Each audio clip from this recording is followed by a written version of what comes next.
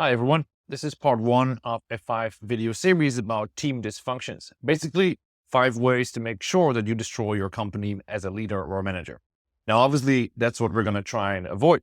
And as always, things to prevent or to help start with awareness.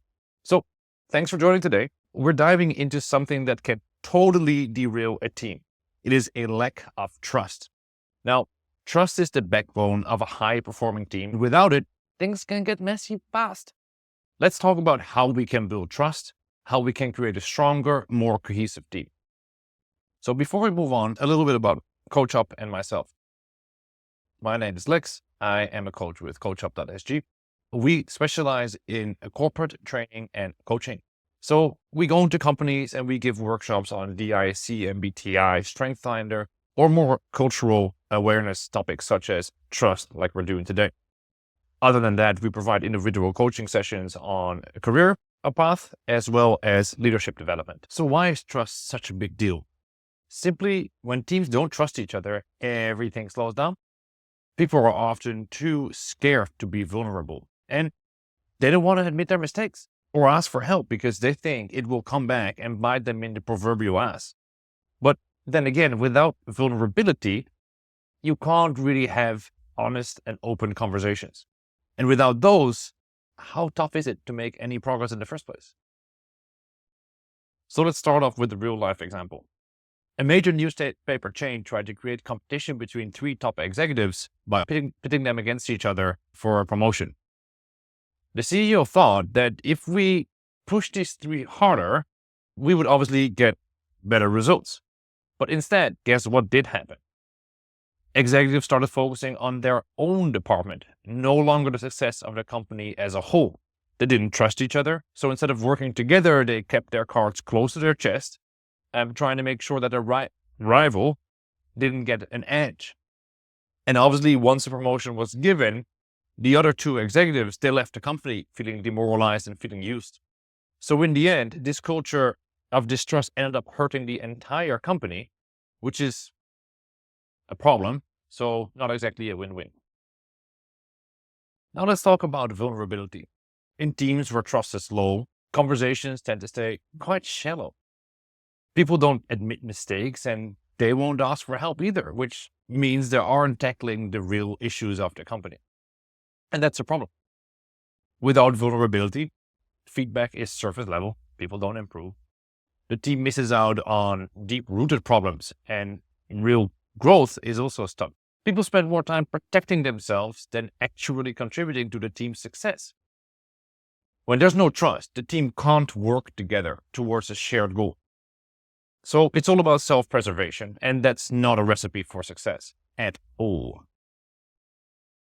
One of the big reasons people don't show vulnerability is the fear of repercussions. They're scared their mistakes or weaknesses will be held against them, whether in a review or for a promotion. So what do? They cover things up. This creates hidden problems that eventually will blow up. So instead of collaborating, team members get defensive and it becomes about protecting themselves. This leads to a toxic environment where people aren't willing to ask for help or admit that they need support. Trust in general, forget about it. When trust is missing, team members stop focusing on the team's success and start zeroing in on their own goals. Eventually create silos. So decisions are made in isolation, and that slows down overall company's innovation. The team becomes transactional, losing the magic of the real deep woven teamwork where ideas pollinate off each other. And when this happens, collaboration breaks down. It's every person for itself at some point. So how do we fix this? It all starts with leadership. Leaders set the tone for trust within the team or the entire organization. Leaders who own up to their mistakes and show that vulnerability make it safe for others to do the same thing. When leaders are secretive or defensive, it sends a signal that vulnerability is not safe. So to build a culture of trust, leaders have to create an environment where being open and honest is being encouraged. Once distrust takes root, it feeds off itself. So here's how it works. Distrust leads to guarded behavior. Guarded behavior kills open communication.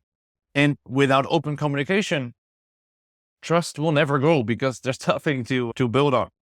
So until the cycle is intentionally broken, the dysfunctions of the team will only get worse. So to rebuild trust, teams need a culture of accountability and of support. Admitting mistakes and asking for help should be seen as a strength. Leaders can foster trust by creating space for peer recognition and, of course, regular feedback. When team members feel supported by each other and their leaders, they're willing to take risks and work towards a common goal. Guys, trust is the foundation of every successful team. Without it, communication falls apart, collaboration weakens, and everything just slows down.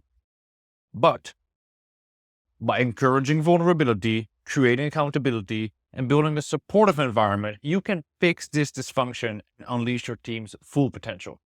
So that's it for today's video. If you want to have a deeper dive into how to build trust and create an unstoppable team, we're releasing more videos on the team dysfunctions in the coming weeks. If you feel like you or your organization needs help, you can always just pop us a message either via the website or via YouTube. And we're happy to support you and your team with workshops or individual coaching services. Don't hold back, just reach out. Cheers.